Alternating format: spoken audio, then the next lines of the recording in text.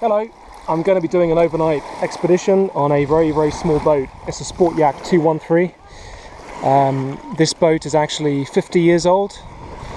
It was bought for my uncle when he was a kid. As you can see, it's a bit cramped with overnighting gear on board, so I was thinking of rowing, that's why I brought 2 oars. But actually, I think, yeah, this has taken up a lot of space, all this gear, so the rowing position sort of invaded there. This could be repacked more efficiently, but I've just done this in a bit of a hurry. But it's fine, I'll just scull it, because this boat single-oar sculls extremely well. Should be good. See you on the water. Okay, so that's the bay that I was in for starting. Just got out of there onto the open part of the lake. I'm going to be heading south, which is down this way. There's been a strong wind for quite some time, a northerly wind, so running north-south down this very long lake. It's got several miles of fetch, so the waves can build up quite a bit, so it's a good test of the boat. I haven't used this boat in coastal waters before, but this is a pretty good test on this lake, so I think it's very capable. Single-oar sculling going very well. I generally always protect oars with PVC pipe sleeve that's slit on one side, so it can be opened up and passed onto the oar. It protects it really well, because I do very long distance sculling. Although I'm sculling one-handed here, obviously we're not filming, I do 2 hands on the oar, and when sitting facing back, it's actually quite a comfortable position and very nearly as energy efficient as rowing. But as you can see, with all this gear, I'm really enjoying the benefit of being able to go back in the boat. It counters the center of gravity against the gear, and also allows me to propel the boat without having much space inside. So really my other oar is just acting as a backup on this trip, unless I rearrange it all later and row then, not sure. I'm looking forward to seeing the dam. There's a massive hydroelectric dam at the southern end of this lake. I'm currently going out into the middle so I can take more advantage of the wind, and so I'll soon be ending my beam track against the waves, and I'll be going with the waves downwind, and that'll take me quickly down south. Okay, I'm a bit further out now, and guys, this is absolutely wonderful. I'm running before the wind.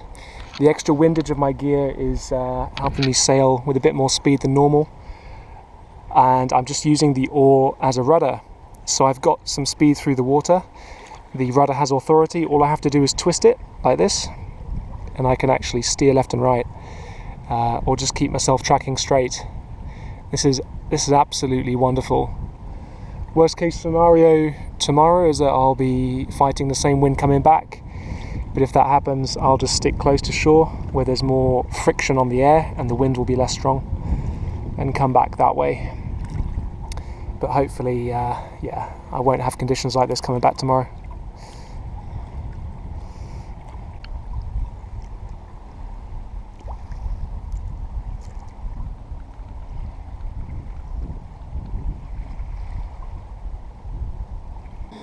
Okay guys, some specification for this boat. As I said before, it's a Sportyak 213. It's one of my favourite boats of all time. It was originally produced by Bic, like the same company that makes the pens and disposable razors. It is now with the company Taha, or however you pronounce it, T-A-H-E. I just ordered this aluminium rollock from them recently, which is nice. Different to the original plastic ones, but look how well the plastic has held up after 50 years. Plenty of use and plenty of UV. Really good quality. The boat only weighs 19 kilograms, and it's 2 meters 13 centimeters long, so it only weighs a little bit more than a downhill or trail mountain bike. It's good for 2 adults on calm water, or 1 adult plus gear on rougher water like this, possibly even coastal. It's got it's a catamaran configuration, so these bulbous gunnels left and right, they are quite voluminous and they provide flotation. So the boat has very positive buoyancy even when completely swamped with water. But it's also very stable. Interestingly, it was originally sold with a lateen sail rig and lee boards, which must have been awesome. The moulds for the boat still have the mast step in the front, even though they haven't sold the sail rig for decades. You can even also get an outboard motor bracket that fits onto the back for a small outboard engine, either electric or petrol. One of the many things I like about this boat is the fact that there are holes everywhere around the perimeter, the periphery. So you can just experiment with, like I've got bungees here for the gear. You can attach all kinds of things. I've even seen on YouTube someone made up an awning for this, like a shelter roof. You could have a roof with solar panels on, powering a motor. So many possibilities with this boat. It's usually used as a tender. Well, this boat is most famous among cruising sailors for being used as a tender, for sure, for larger yachts. But I see a lot of potential in this boat for very serious dinghy cruising distances. And already I'm very impressed with it on this trip. It's also a very stable boat for when you're poling in extremely shallow waters, just using a stick to push yourself along. Very easy to stand up in when conditions are calm. If you'd like to learn how to scull, please do see my single-oar sculling tutorial. It's been having quite a lot of success in terms of views and likes and comments. I'm really pleased with that. I'm really glad that it's been helping people.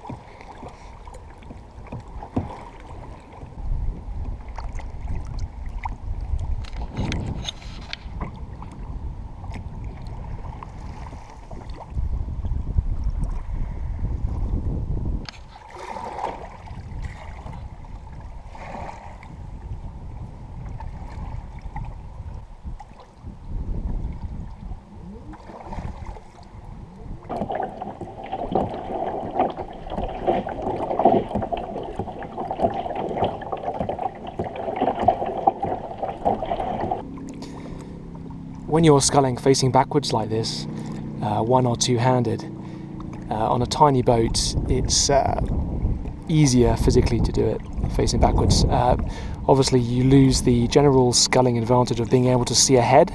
However, it's very easy just to peek over your shoulder on one of the strokes, doing a stroke to kind of yaw the boat round so you don't have to turn your head as much. So for example, you do that, look over the shoulder, check it's clear, yaw back and continue. And that's very easy. Well, it's even easier to do on a tiny boat with no keel like this, no skeg, no fin, that can yaw on a dime. Just starting to see the dam coming into view there. So that's the southeast corner of the lake. One of the largest in France.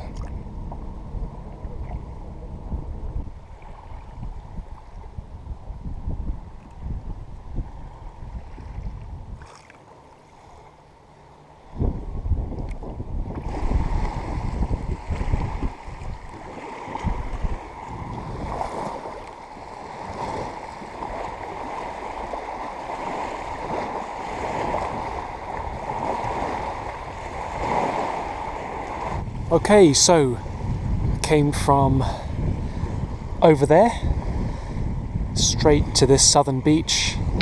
There's the dam off to the east. There's the sun setting in the west, and that's also the area that I'll be going into to explore and find a place to settle down for the night. Be nicely sheltered from the wind, which is coming from the north there. Really nice sandy beach this, quite a warm wind, so I'm just drying off. This is idyllic. It's about 7:45 at the moment.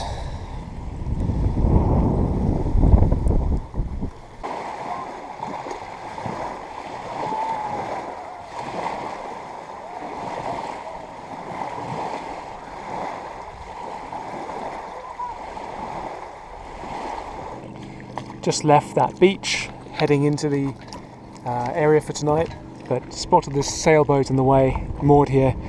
Nice. It's a high performance one with an outboard motor bracket on the back as well. Twin rudder, that's interesting for such a small boat. That would plane really well. Skim along.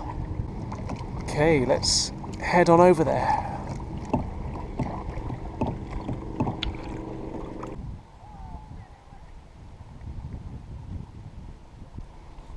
I'm just chilling out here because the wind is being funneled into this area that I'm going, so it's just taking me with it.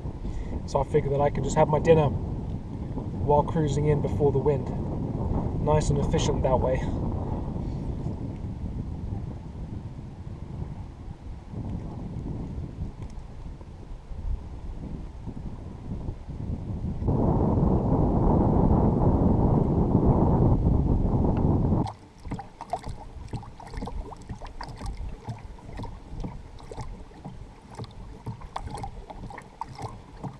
Somewhere like this will be a good place, pretty sheltered, to anchor and sleep in the boat.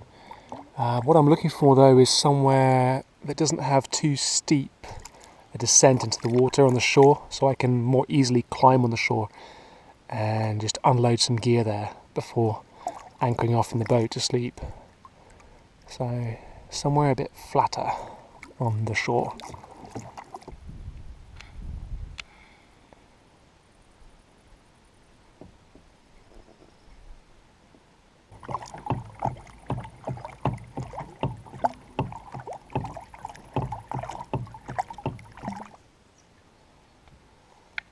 Okay, well, I've got to the end of this sort of inlet. I reckon this is a pretty good place to set up for the night.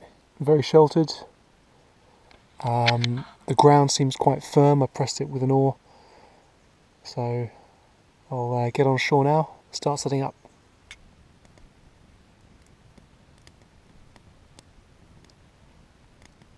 Alright, well, I did commit to this place, so I'm all set out with a fire. I wasn't filming the firewood collection because I was in a bit of a hurry to use the remaining light. I just gathered dead wood from the nearby woodland. Got some more there to bring over.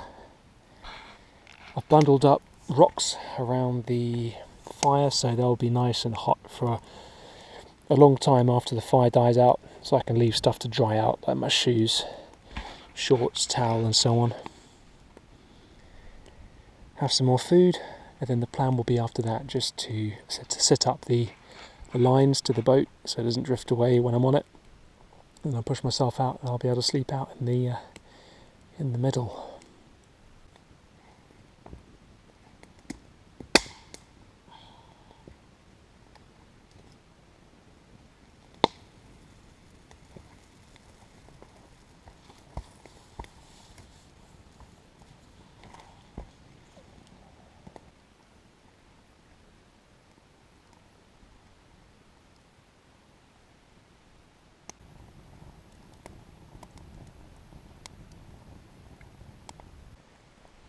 Okay, the time is 11:30. I'm done with dinner and drying everything up and being in front of the fire, so time to transfer to the boat. Okay, so I'm out in the water, just a few meters away from the bank. I've gone for a dual shoreline arrangement because I don't really have a proper anchor with me. That's okay. I've seen some massive fish in the water. Best part of a metre long. Don't know what they are, I'm not a fisherman, but that would explain the really loud splashing I was hearing earlier. So I've got blankets, 2 mats down here, more blanket, towel for a pillow, and that's it. Clear sky above, stars are out, so good night.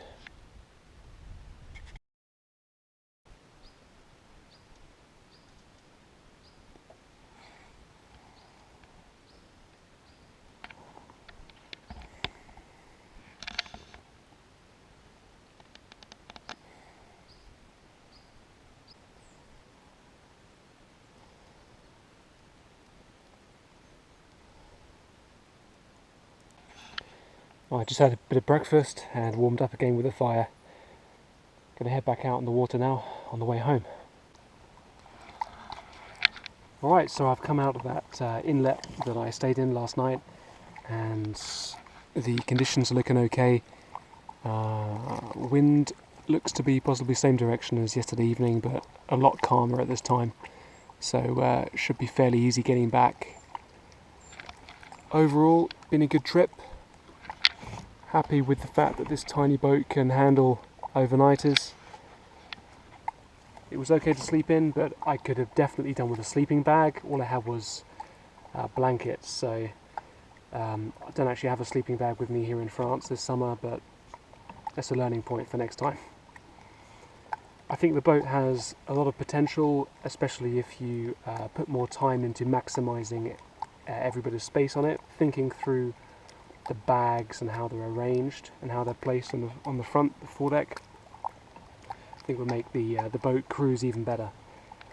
So yeah, overall happy with the experiment. Good trip. Well, thanks for coming along. Bye bye.